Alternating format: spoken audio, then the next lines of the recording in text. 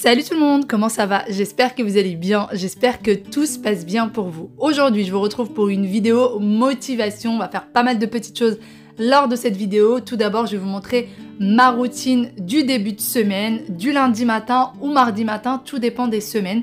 Et je vais également vous partager une recette extrêmement simple, facile et vraiment un délice. Je vous l'ai partagé il y a quelques temps de ça, c'est une recette qui est assez connue. Je vais vous montrer comment la faire d'une façon très facile et très rapide avec ce qu'on a dans la cuisine. Vraiment, moi, j'aurais pu la faire autrement, mais là, j'ai décidé de me débrouiller avec ce que j'ai dans ma cuisine. Mais avant toute chose, eh bien, c'est parti. On va commencer d'abord le ménage de ce début de semaine. Et pour ça, je vais venir m'occuper des chambres des enfants. Et je commence par la chambre de ma petite princesse. Alors, je mets toujours une serviette sur son oreiller lorsqu'elle lave ses cheveux le soir. Comme ça, son oreiller n'est pas trempé et la serviette absorbe un petit peu mieux l'eau, en fait, tout simplement, qui reste sur les cheveux. Et je commence tout d'abord par changer ses draps. Donc, tous les débuts de semaine, je change les draps des enfants.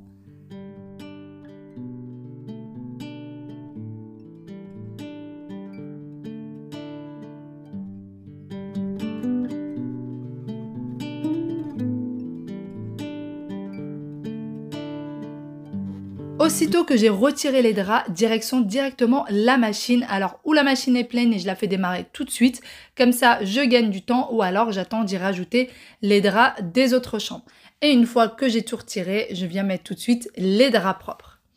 J'essaye de les faire toujours en début de semaine. Comme ça, je suis sûre d'avoir bien changé les draps et que tout est propre. Et on commence. Et ainsi, on commence le ménage sur de bonnes bases.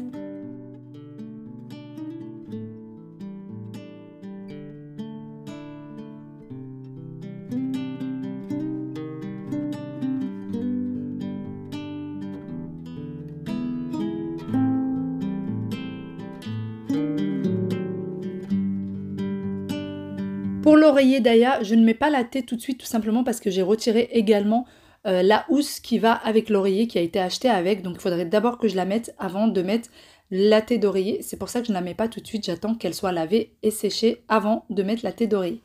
Et ensuite, je passe côté bureau, donc je vais venir dépoussiérer la bibliothèque. Alors la bibliothèque est un petit peu vide en ce moment, puisqu'on n'y a pas encore mis tous les nouveaux livres qu'Aya a eu pendant son anniversaire, qu'il va falloir qu'on vienne disposer sur la bibliothèque, et tous les livres pour lesquels elle est devenue trop grande, on les a retirés. Et je continue du coup à tout bien dépoussiérer, tout bien nettoyer. Il y a quelques temps de ça, je faisais le ménage de tout l'appartement le même jour. Vraiment, je dépoussiérais tout ce qu'il y avait dans l'appartement, je changeais les draps des 3 chambres, etc. Et finalement, je me suis rendu compte que c'était beaucoup trop de travail le même jour. Et parfois, ça pouvait me prendre jusqu'à 4 à 5 heures. Oui, 4 à 5 heures le même jour que du ménage. Et finalement, maintenant, j'ai fait un planning de ménage qui me permet de me soulager et donc de diviser les tâches, et chaque jour j'ai des pièces précises à faire. En début de semaine, en règle générale, c'est toujours les chambres des enfants et leur salle d'eau, comme ça ils commencent bien la semaine. Le fait de faire aussi que quelques pièces par jour, eh bien je peux vraiment nettoyer chaque pièce en profondeur. Lorsque je nettoie les chambres des enfants, que je change les draps, etc., je m'assure également que la commode est bien rangée, que leurs vêtements sont bien pliés, que tout est bien en place, étant donné que les enfants parfois se servent tout seuls. C'est vite la pagaille, et le fait de faire que 2 ou 3 pièces par jour, eh bien ça me laisse le temps de faire toutes ces petites choses. Donc c'est parti, ensuite je m'attaque à la chambre de Wael. Pareil que pour la chambre d'Aya, j'ai retiré également la housse initiale du coussin que je vais également laver, et je vais changer les draps que je vais par la suite mettre directement aussi dans la machine pour pouvoir la faire tourner, puisqu'elle n'était pas assez pleine avec que les draps d'Aya. Quand je mets leurs draps, je mets également tous leurs doudous, leurs petits oursons, toutes les petites choses avec lesquelles ils dorment. Je les mets également à la machine. C'est toujours pareil. Ils savent que ce jour-là, si jamais j'ai pas eu le temps de plier, il suffit juste d'aller les chercher dans le sèche-linge.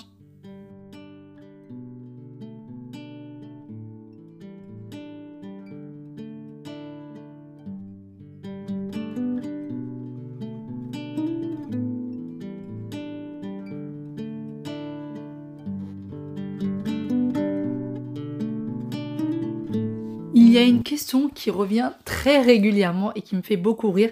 Vous me demandez pourquoi est-ce que je suis tout le temps en chaussettes blanches à la maison. Est-ce que ça ne se salit pas? Eh bien non, mes chaussettes ne se salissent pas, tout simplement parce qu'on ne rentre pas avec les chaussures à la maison. Les chaussures, on les retire directement à la porte et ensuite on les porte jusqu'au rangement de chaussures, jusqu'au placard de chaussures. Les enfants le savent également, partout où ils vont d'ailleurs, ils retirent directement leurs chaussures à la porte, que ce soit chez les grands-parents, etc. Ils ont l'habitude maintenant. Et puis, on n'a pas de jardin, donc forcément, on ne rentre pas avec les chaussons ou quoi que ce soit avec de la terre. Donc oui, c'est toujours propre au sol. Je ne passe pas forcément l'aspirateur avec l'aspirateur à la main tous les jours. C'est l'aspirateur robot qui passe une fois par jour. Et puis moi, je passe l'aspirateur à peu près tous les 2 jours et la serpillière à peu près 2 fois par semaine, plus ou moins. Donc c'est parti, je dépoussière du coup, comme vous l'avez vu avec moi, eh bien, le bureau de Wael. Je viens nettoyer la commode. Pour ce qui est de sa commode, elle était déjà bien rangée, les vêtements sont déjà bien pliés, etc. Donc je n'ai pas besoin de le faire. Je vérifie lorsque je suis en train de faire le ménage de leur chambre et je vérifie également quand je fais des machines. Quand je viens ranger des machines, je ne range jamais le linge propre sur du linge qui n'est pas bien rangé dans les tiroirs ou dans les placards. Je remets, ça prend 1 à 2 minutes et ça évite que le bazar s'installe. Ensuite, direction la salle de bain des enfants. Je retire tout d'abord toutes les serviettes, les vêtements qui traînaient sur le sèche-serviette, etc. Et ensuite, je retire également tout ce qui se trouve sur le plan de travail où il y a les lavabos. Donc souvent, on a des paquets de mouchoirs qui traînent ici, les verres avec lesquels se rincent les enfants quand ils brossent leurs dents, etc. Et ensuite, je vais venir nettoyer. Donc pour nettoyer le miroir, j'utilise toujours la même chose. C'est du vinaigre ménager que j'achète tout simplement au rayon ménager. Et avec ce petit torchon, je vais venir d'abord frotter aussi le lavabo. Je laisse un petit peu agir le vinaigre, mais ce n'est pas une obligation. Vous pouvez, dès que vous mettez le vinaigre sur le miroir, venir tout de suite l'essuyer. Et vraiment, le vinaigre fait énormément briller les miroirs, les vitres, les fenêtres, etc. Je vous le dirai jamais assez. C'est le meilleur produit pour les vitres. Ça coûte moins cher qu'un produit pour les vitres d'ailleurs. Donc c'est parti avec ma petite lingette. Vous me demandez très souvent d'où viennent mes lingettes vertes avec lesquelles je nettoie et qui font briller les vitres. Vous me voyez très souvent les utiliser. Je vous les montre très bientôt en détail. Je vous dirai où est-ce que je les achète. Je vous montrerai tout le kit puisque c'est vraiment tout un kit. Et j'essaierai de vous avoir un petit code promo. Donc pour le moment, je continue de nettoyer. Vous me demandez aussi souvent d'où vient ce meuble de salle de bain. Il vient tout simplement de chez Ikea. Et pour ce qui est du plan de travail en bois, il ne gonfle pas. Ça, c'est vraiment une question qui revient très régulièrement. Il ne gonfle pas avec l'eau. Il est fait spécialement pour ça. Donc chez Ikea, vous trouvez déjà ce plan de travail qui est déjà découpé à cette taille-là. Et il ne prend jamais d'eau. Je sais de quoi je parle puisque mes enfants en font une piscine à chaque fois. À chaque jour, c'est la même chose et je suis obligée de le nettoyer très régulièrement. Une fois que c'est fait, je vais nettoyer également les portes de tiroirs qui sont blanc brillant et souvent il y a des petites taches.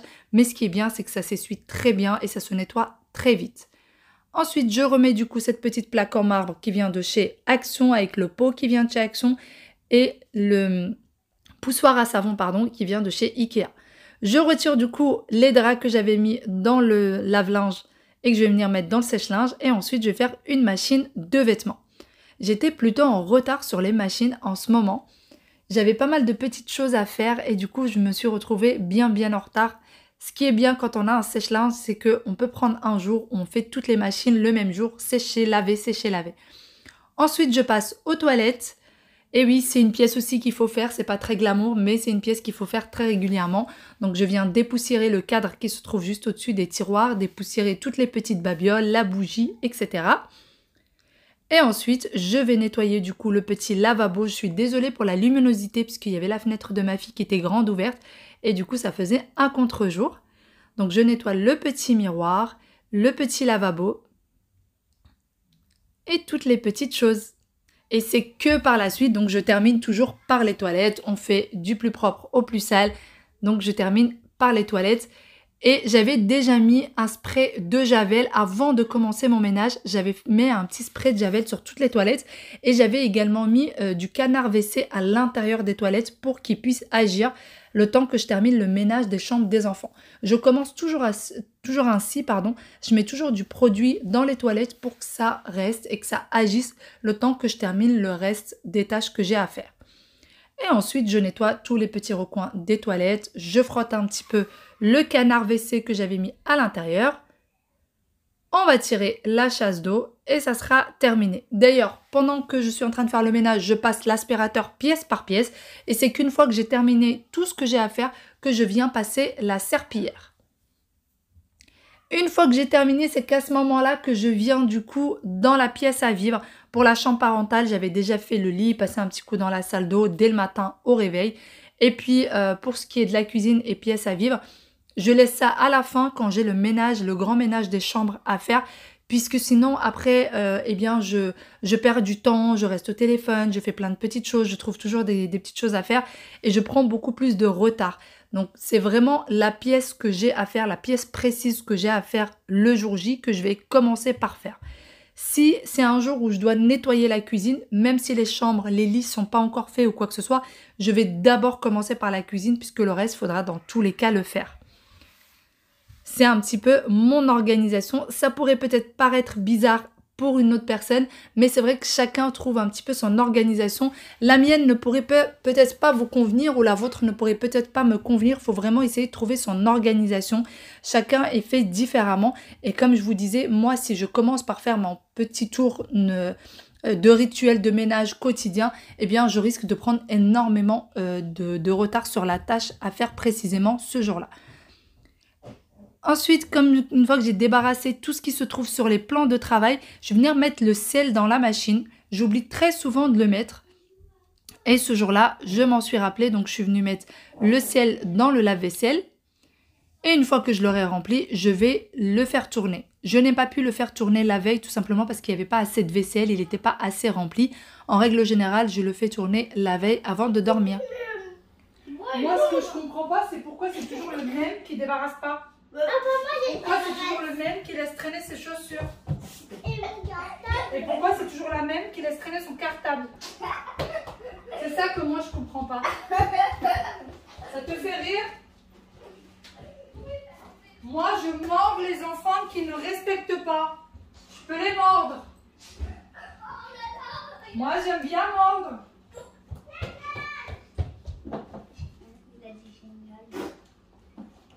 Allez, pousse. Ouais. Aya, j'ai pas dit de ramener le cartable là-bas. Allez, va chercher ton cartable. Les devoirs. J'ai dit qu'il fallait pas laisser traîner, mais j'ai pas dit qu'il fallait la ramener. Va chercher ton cartable pour les devoirs. Allez, on va faire les petits devoirs. Les mini devoirs de monsieur et madame. C'est partout. Devoir. Qu'est-ce qu'il y a comme devoir aujourd'hui? Hop.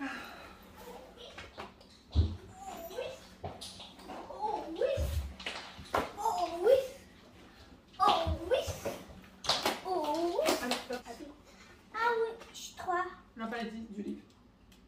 Entraîne-toi à écrire les chiffres 2, 4 et 5. Oh, tu sais écrire quand même 2, 4 et 5? Ouais. Bah ouais. Mais quand même. Ah, mais c'est parce que parfois, il y a des gens qui sont à l'envers. La page. Bah déjà, allez chercher 2 feuilles et écrivez-moi 2, 4 et 5. Le. De. La. Ma. Re. Mar. Qui. Molly. Tommy. Tif. Tir. Fort. La. Mal. Très bien. Qui c'est qui connaît la poésie? J'arrive à pas du tout les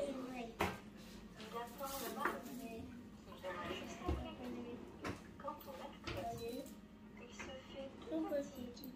pour faire en place de sa vie. Et ainsi, petit à petit, apparaît le vendredi. Mais la semaine n'est pas finie. Il reste le samedi qui attend le dimanche pour que tout recommence. Et comme toujours, jour après jour, les jours s'enchaînent, toujours les mêmes. La vie de maman continue. Après le ménage, j'ai été récupérer du coup les enfants et là je vais préparer un petit quelque chose. Alors le repas était déjà fait mais j'avais une petite envie donc je vais préparer des feuilletés chèvre épinard pardon. Donc pour ça il m'aurait fallu des échalotes, j'en avais pas donc j'ai utilisé un oignon et ça fait très bien l'affaire. Surtout quand vous faites des recettes, essayez d'utiliser ce que vous avez à la maison, ne vous forcez pas à aller acheter des choses, essayez de trouver un alternatif. Donc pour ça, j'ai mis un filet d'huile d'olive, j'ai mis un oignon ciselé très finement que j'ai laissé devenir translucide. Et ensuite, j'ai rajouté des épinards comme ceci. C'est ce que j'avais au congélateur. Le mieux, ça serait des épinards frais, mais j'en avais pas. Donc j'ai mis les épinards que j'ai trouvés dans mon congélateur. Et ça fait très bien l'affaire pour une petite envie. Pour les avoir goûtés après, c'était délicieux. Vraiment, c'était extrêmement bon. Une fois que j'ai laissé cuire un petit peu les épinards, ou plutôt décongeler un petit peu les épinards avec mes oignons, je viens les faire revenir comme ceci. Je rajoute un petit peu de sel et un petit peu de poivre. Je fais revenir une fois de plus. Et je vais encore une fois laisser cuire un petit peu. 5 à 10 minutes plus tard, à feu doux surtout, je viens retirer le couvercle et je vais rajouter 2 grandes cuillères de crème fraîche. Et ensuite, je mélange bien le tout. Le fait de faire cuire à feu doux, encore une fois, ça donne sa saveur à tous les ingrédients, tout ce que vous êtes en train de faire cuire. Et surtout, ça évite que ça colle, ça évite que ça brûle. Faites toujours tout cuire à feu doux, c'est très important. Une fois que j'ai mis la crème, j'ai fait un petit peu tournoyer, j'ai couvert, j'ai laissé cuire 5 minutes. Et ensuite, j'ai rajouté du fromage râpé. Alors, le fromage râpé, ça évite au mélange de bien se tenir. Une fois que j'ai laissé bien reposer et surtout bien refroidir, c'est très important pour que le mélange ne soit pas liquide. Il ne faut surtout pas qu'il soit liquide. Et plus vous le laisserez refroidir, moins il sera liquide. Ensuite, j'ai pris du coup une pâte feuilletée. Alors, comme vous l'avez vu, j'ai retiré les bords de ma pâte feuilletée pour que ce soit un rectangle ou un carré comme vous le souhaitez. Et ensuite, je l'ai plié comme ceci pour pouvoir venir le couper en 4 de parts égales. Le mieux, ça serait d'acheter une part feuilletée rectangulaire. Mais vu que j'en avais pas, encore une fois, j'ai fait avec les moyens du bord. Pour le reste de la pâte feuilletée, vous pouvez tout simplement venir la malaxer, l'étaler sur votre plan de travail et en refaire des petits carrés. Ensuite, sur chaque petit carré, j'ai mis mon mélange épinard. Je rajoute un petit carré comme ceci de fromage de chèvre. Et ensuite, je vais venir replier les côtés. Alors, surtout les côtés quand vous les repliez, ou vous fermez avec un petit peu d'eau, ou alors vous fermez bien, vous pincez bien avec les mains pour surtout pas que ça s'ouvre au four. D'ailleurs, au four, ça sera à 180 degrés pendant à peu près une vingtaine de minutes et bien faire cuire sur le bas pour que votre feuilleté soit bien cuit sur le bas. Ensuite, je vais venir le badigeonner avec du jaune d'œuf que j'ai mélangé avec une goutte de lait. Et direction le four et c'était un délice. J'aurais bien voulu vous montrer la recette une fois cuite, mais à peine sortie du four, ça a été dévoré tellement vite que j'ai complètement oublié de vous filmer la recette une fois que c'était cuit. Mais en tout cas, ce que je peux vous dire, c'est que c'était un délice. N'hésitez pas à reproduire cette recette, c'est vraiment extrêmement bon.